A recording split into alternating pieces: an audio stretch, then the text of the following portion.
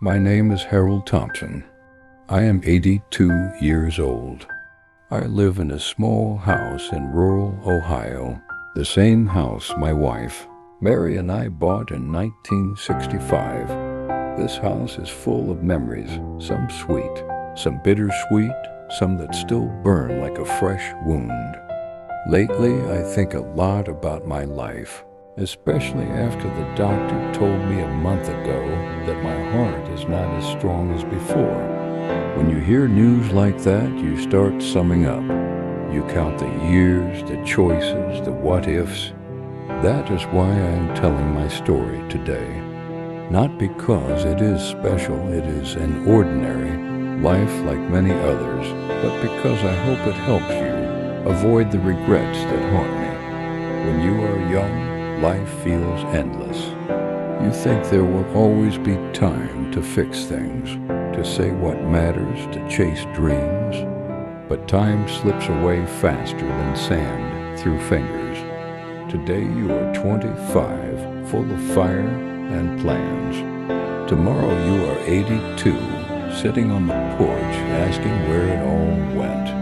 I have spoken with many people my age friends from the factory, neighbors at the senior center, even strangers online on forums for golden years. We all have similar regrets, not small ones like buying that old car in 1972 or skipping a vacation to fix the roof. The big ones that keep you awake at night, staring at the ceiling, wishing for a do-over. I was born in 1944, right after the war.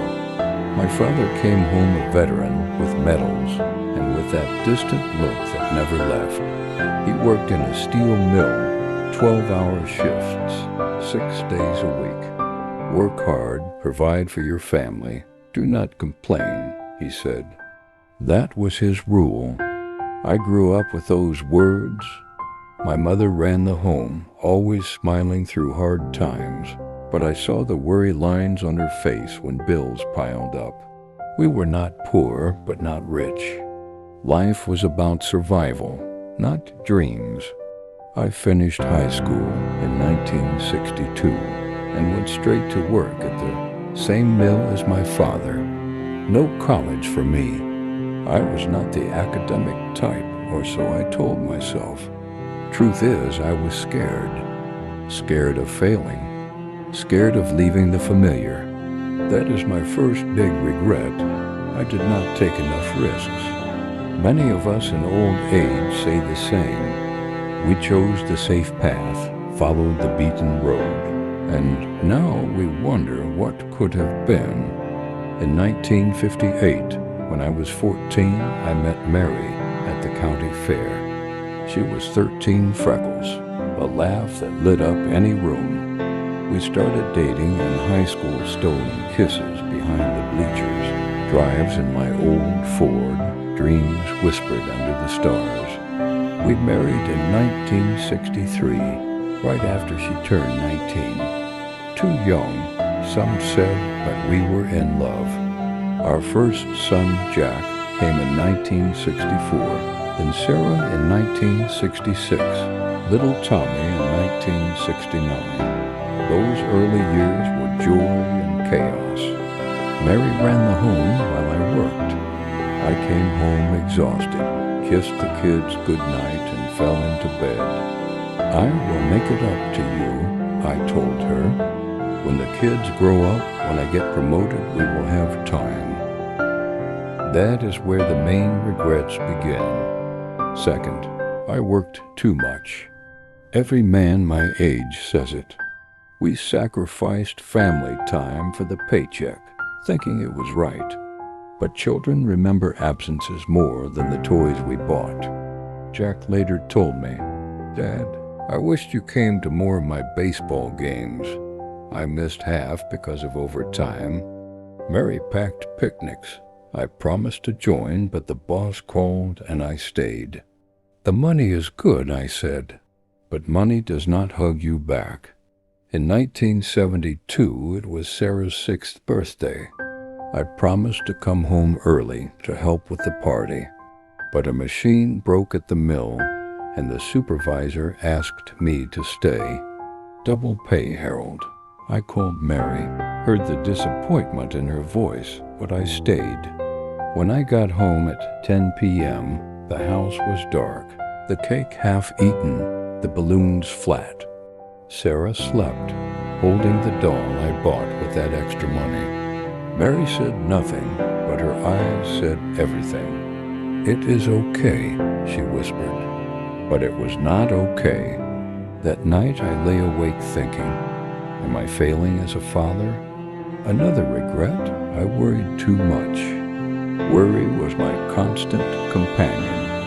I worried about bills, the economy, the kids getting in trouble, Mary getting sick. My father had a heart attack at 55, so I worried about mine too. Every headache was a tumor, every cough a disease. My friend Ed, now 85, told me, "Harold, I spent 40 years worrying about money, and now I am fine. What a waste of time." He is right. Worry steals joy. It is like paying interest on a debt you may never owe. If I could go back, I would tell my younger self, breathe, trust that things work out. Because most of them do. The children grew. Jack went to college in 1982, full scholarship, smart boy. Sarah married in 1988, Tommy in 1992. Grandchildren came 5 in total. Mary and I dreamed of retirement. Florida, the Grand Canyon, maybe Europe. When I retire, I said, but retirement kept getting delayed. In 1995, the mill offered early payouts. I said no. A few more years for the pension. Third regret, I did not retire sooner. Many retirees in 2026 say the same. We waited for the perfect moment, and then health problems started. Mary was diagnosed with breast cancer in 2005. She was 60. We fought chemo, radiation, everything.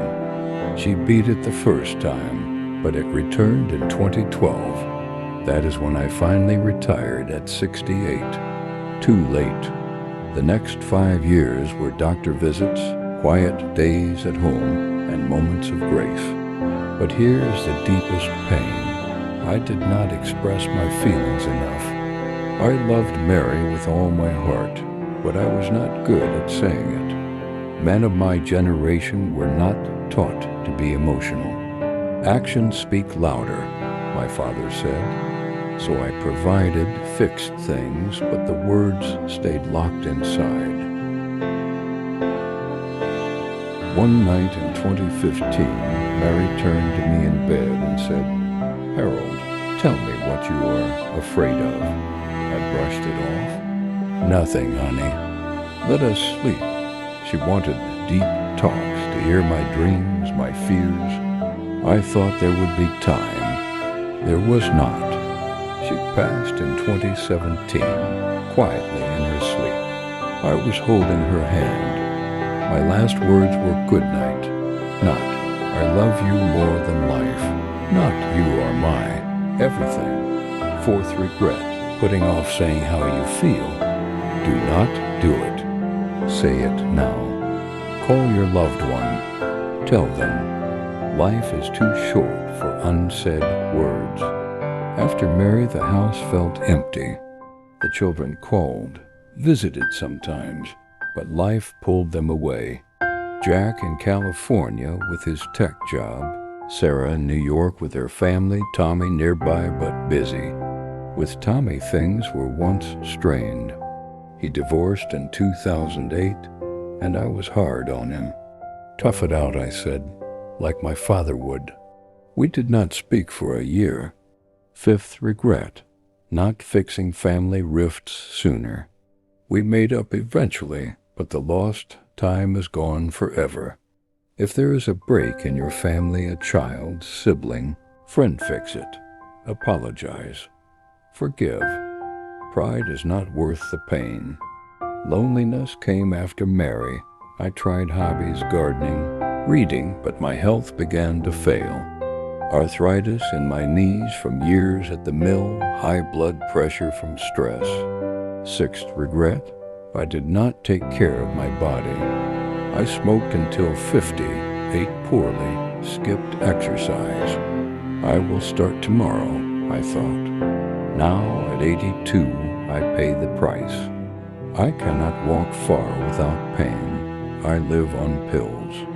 Surveys of older people show more than half regret not prioritizing health earlier. Eat right, move, quit bad habits. Your future self will thank you. I also regret not traveling more.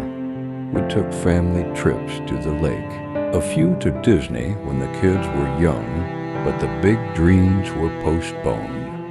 When we retire, by then Mary's health, you know. Seventh regret, not saying yes to adventure. Go now, see the world. It does not have to be fancy a road trip, a hike. Experiences last longer than things. The biggest regret of all, I did not live true to myself.